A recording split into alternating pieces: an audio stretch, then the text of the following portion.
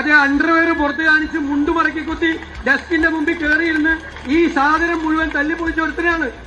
നമുക്ക് ക്ലാസ് എടുക്കുകയാണ്. നമസ്കാരം. ജനാധിപത്യത്തിന്റെ ശ്രീകോവിലാണ് നിയമസഭ. നിയമസഭയിലേക്ക് നമ്മളെല്ലാം തെരഞ്ഞെടുത്ത് പറഞ്ഞയക്കുന്നവരാണ് MLA. അവിടെ പോയി നിയമനിർമ്മാണം ഉണ്ടാക്കുന്നു, ജനങ്ങളുടെ പ്രശ്നങ്ങൾ അവതരിപ്പിക്കുന്നു, ജനങ്ങൾക്ക് വേണ്ടിയുള്ള കാര്യങ്ങൾ ചെയ്യുന്നു എന്നൊക്കെയാണ് വെപ്പ്. എന്നാൽ നിയമസഭയിൽ ഗുണ്ടായിസം കാണിക്കുന്ന ചിലരുണ്ട്. അതിലൊരാളാണ് ശിവൻകുട്ടി. മുമ്പ് ഉമ്മൻചാണ്ടി മുഖ്യമന്ത്രിയായ സമയത്ത് KM മാണിയെ തടയാൻ പറ്റാതെ വന്നപ്പോൾ അന്നത്തെ സ്പീക്കറായ ശക്തൻ നാടരെ തടയാൻ വേണ്ടി ട്രിപ്വീസ് കളി കളിക്കുകയുണ്ടായി.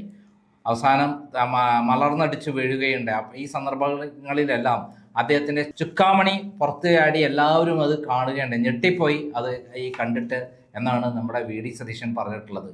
ആദ്യം തന്നെ അന്നത്തെ ആ രംഗങ്ങളൊന്ന് കാണാം.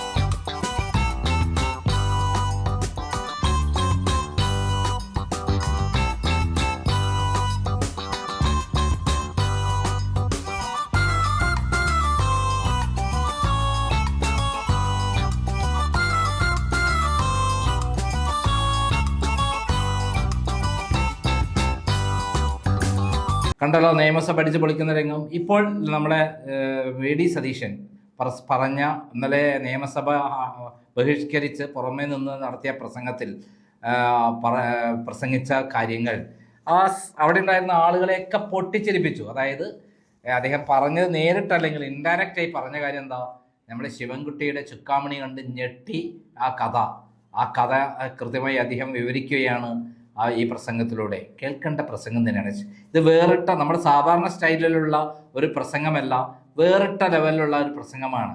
ഇപ്പോൾ ശിവൻകുട്ടിയും അതേപോലെ VD സതീശനും തമ്മിൽ വലിയ ഏറ്റുമുട്ടല. അദ്ദേഹം പറഞ്ഞൊരു വാചകമുണ്ട്, ഈ മഹാനെ വെച്ചിട്ടല്ലേ നമ്മളെ കുട്ടികളൊക്കെ പഠിക്കുന്നത്, പിന്നെ എങ്ങനെ നന്നാവും, അത് കണ്ടിട്ടാണ് എൻ്റെ സങ്കടം എന്ന് പറയുന്നൊരു വരികളുണ്ട്.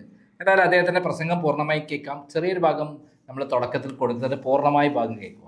അതേ അണ്ടർവെയർ പുറത്ത് കാണിച്ച് മുണ്ടു മടക്കി കുത്തി ഡസ്കിന്റെ മുമ്പിൽ കയറിയിരുന്ന് ഈ സാധനം മുഴുവൻ തല്ലിപ്പൊളിച്ചൊരുത്തനാണ്. നമുക്ക് ക്ലാസ് എടുക്കുകയാണ്. ഈ സണ്ണി വക്കീലിനെ എനിക്കൊക്കെ തിരുവഞ്ചൂർ രാധാകൃഷ്ണനൊക്കെ എന്തിന് നിയമസഭയിൽ പ്രവർത്തിക്കണോ? അതായത് നമ്മൾ മര്യാദയ്ക്ക് വന്ന് എഴുന്നേറ്റ് നിന്ന് ഇത് പറഞ്ഞിട്ട് പോലല്ല, ഓന്റെ പോലെ മറ്റത് കാണിച്ചിട്ട് വേണം ചെയ്യാൻ. നാളെ കൊണ്ടോ വാർത്ത വരുമെന്ന് കണ്ടാൽ എന്തു വിഡിത്തവും വായിന്ന് വരുമോ? എന്ത് വിഡിത്തോ വായിൽ നിന്നു? എന്ത് വിഡിത്തോ? വിദ്യാഭ്യാസ മന്ത്രി എന്റെ പിള്ളേരെ ഓർത്ത് ഞാനിങ്ങനെ സങ്കടപ്പെടുക. എന്റെ പിള്ളേരെ ഓർത്ത് ഇവരൊക്കെ വിദ്യാഭ്യാസ മന്ത്രിയായിരിക്കുമ്പോ സ്കൂളിൽ പഠിക്കേണ്ട സ്ഥിതി നമ്മുടെ പിള്ളേർക്ക് ഉണ്ടായല്ലോ.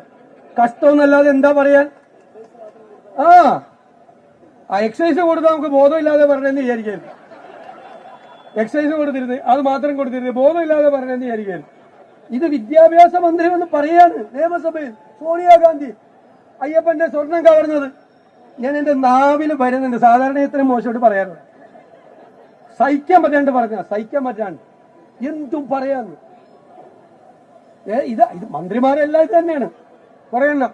ഇങ്ങനെ പറയാൻ വേണ്ടിട്ട് ഇറങ്ങി വിട്ടേക്കണ കുറെ ആളുകളെ. ഈ പ്രസംഗം കേട്ടിട്ട് കുടുകുടേ ചിരിക്കാത്ത ആരും ഉണ്ടാവില്ല. കാരണം ഇത് പറഞ്ഞത് വളരെ വ്യത്യസ്തമായി തമാശ രൂപത്തിലാണ്. കാര്യം ഗൗരവമാണ്. ഈ നിയമസഭയുടെ സ്പീക്കറിന്റെ ഡയസൊക്കെ അടിച്ച് പൊളിച്ച് കാണിച്ച വൃത്തികേട്. പിന്നെ ഇപ്പോൾ ഒരു വങ്കൻ പ്രസംഗം കൂടി അദ്ദേഹം നടത്തിയിട്ടുണ്ട്.